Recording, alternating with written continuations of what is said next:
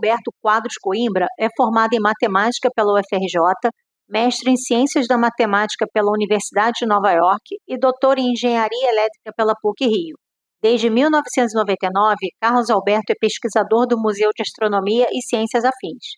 Carlos Alberto teve contato com a COP a partir do seu pai, o professor Coimbra, e nos conta sobre as lembranças que possui sobre a criação da COP.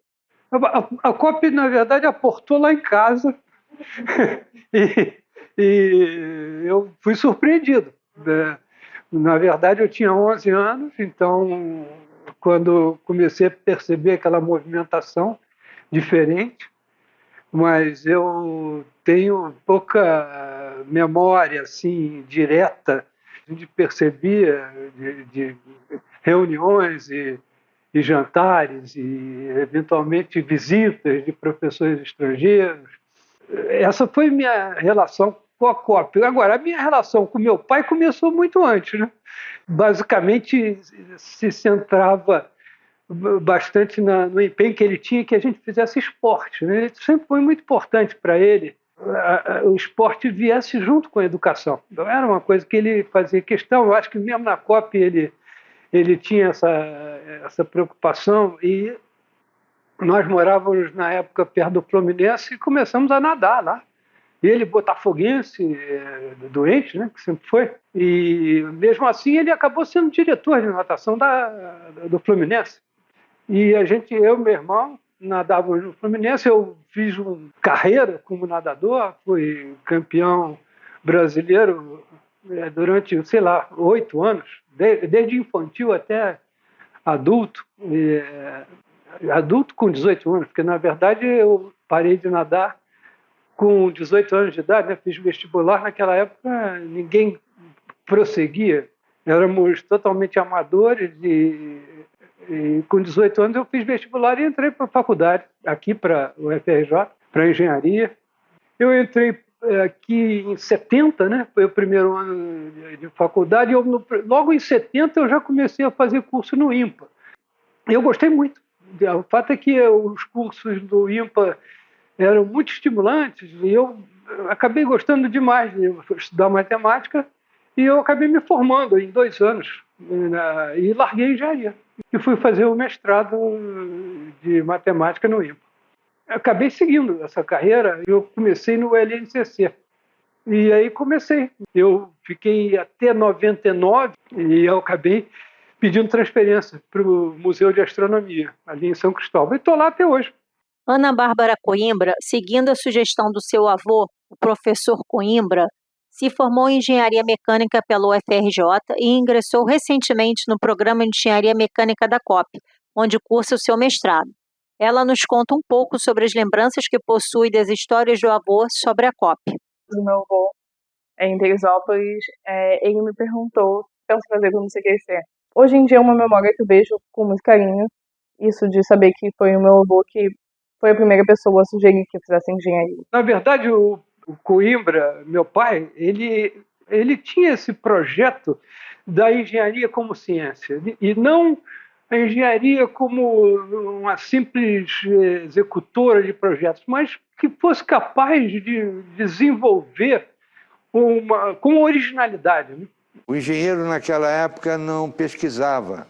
As pesquisas naquela época eram feitas por biólogos, por físicos, por matemáticos.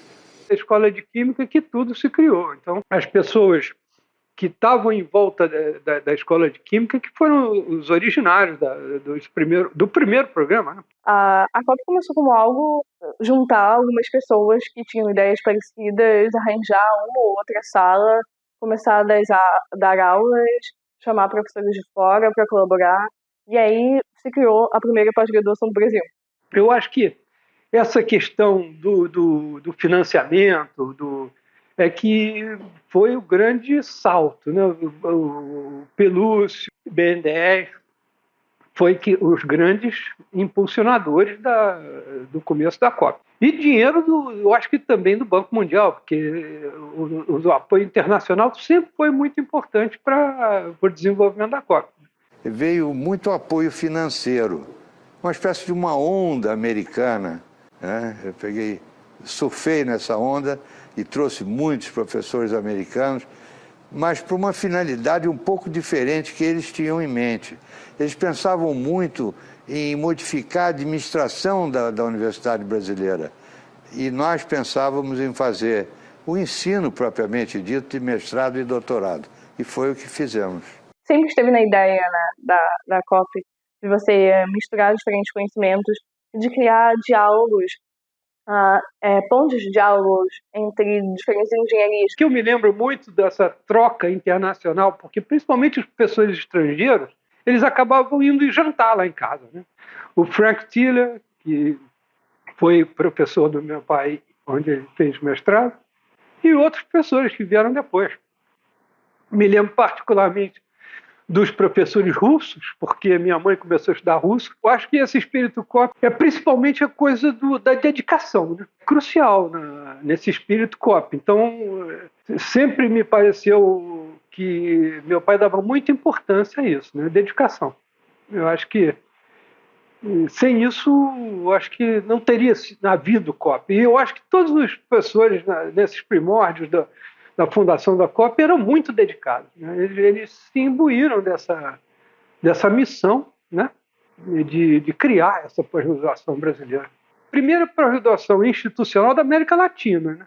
Claro que na USP já existia o doutorado, algumas pessoas, o Fernando Henrique tirou um doutorado nisso, já existiam doutores, mas não existiam programas institucionais, garantindo uma sequência ao programa de pós-graduação. Foi a grande importância. A partir daí, todos os outros programas foram criados. E a COP teve, como foi esse primeiro programa, né, teve um papel importante em todos os outros programas, porque muitos dos professores do Brasil vinham para cá fazer pós-graduação e voltavam para os seus lugares de origem e davam sequência a essa. Então, a importância também como germinador da pós-graduação em todo o Brasil. A COP desempenha otimamente o papel. O efeito multiplicativo de professores formarem mais professores, que por sua vez vão formar bons alunos e professores de tempo integral. O fato é que o crescimento da COP foi extraordinário, né? Em pouco tempo foi adicionando programas e programas. Até hoje a gente não viu esse desenvolvimento industrial acompanhar, que seria o que poderia acontecer de melhor, dando mão de obra, né? Aproveitando a mão de obra criada pelas pós-graduações no Brasil. Porque a gente tem profissionais muito qualificados que não estão sendo absorvidos pela indústria. E acho que isso está muito ligado a esse processo de desindustrialização que o Brasil está passando nos últimos anos, assim, nas últimas décadas até.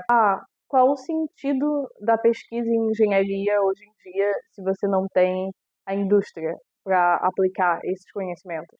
Porque se você não tem a indústria, você vai ter menos engenheiros formados e vai ter menos indústria, consequentemente, alimentando assim. Mas o que eu vejo na COP hoje é um movimento de resistência até em relação a esse ciclo. Eu espero que a importância da pós-graduação continue crescendo.